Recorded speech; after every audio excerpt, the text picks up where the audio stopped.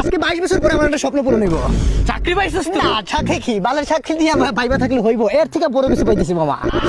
মানে স্বপ্নটা পূরণ হইব, যার জন্য 25টা বছর অপেক্ষা করছি। আজকে সে আমাকে ডিস্টার্ব করে, আমার সাথে ফ্লার্ট করে। প্রেমে পড়ছো? মাই গড। এ পুরা বারণ কে বলছে?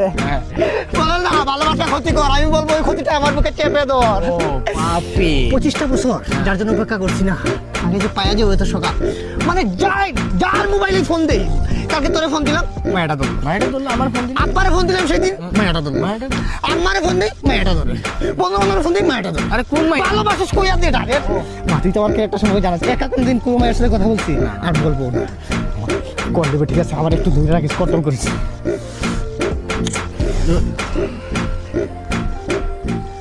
আপনার সংযোগের মেয়াদ শেষ। অনুগ্রহ কি যে করব, মানে আগাইতে পারতাছ না। একটা সিরিয়াসলি কথা বলি, তুই যদি আজকে পরিশ্রম করে ঘাম দিয়া তোর এই গেঞ্জিটা ভিজাস, তাহলে তো মনে হয় আমি সফল হবো। না কালকে ঠিকই এই গেঞ্জিতে ঘামের গন্ধ পাবে।